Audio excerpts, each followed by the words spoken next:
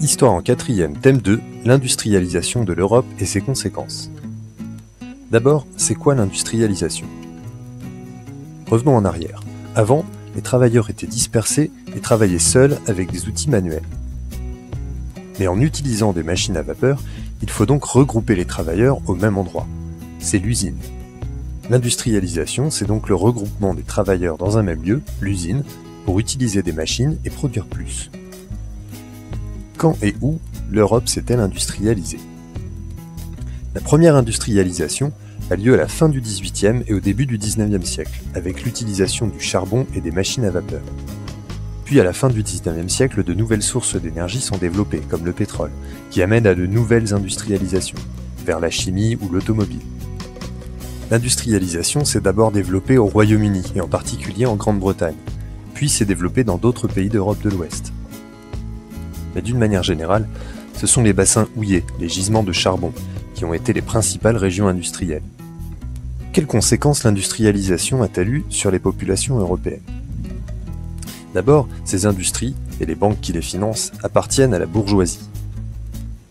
Les bourgeois dominent l'économie, et bientôt aussi la vie politique. Ils vivent dans de beaux quartiers, de beaux appartements, ont des domestiques et pratiquent des loisirs.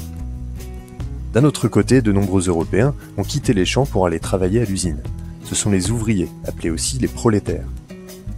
Les ouvriers travaillent plus de 10 heures par jour, même les enfants, vivent dans de petits appartements et n'ont aucun revenu lorsqu'ils sont malades ou blessés.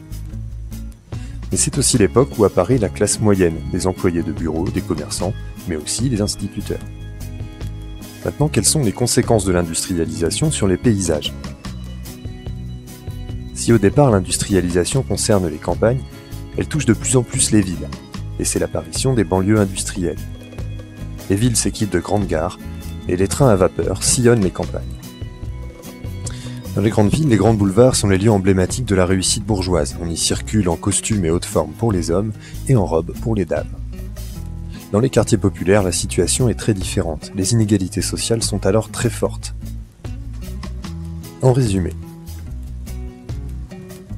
c'est à partir du début du XIXe siècle que l'industrialisation devient un phénomène important en Europe.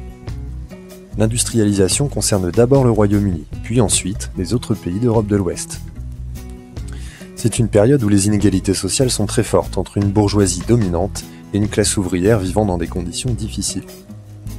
C'est aussi une période où les paysages sont profondément transformés, notamment dans les villes, avec l'apparition des cheminées d'usines et des grandes gares.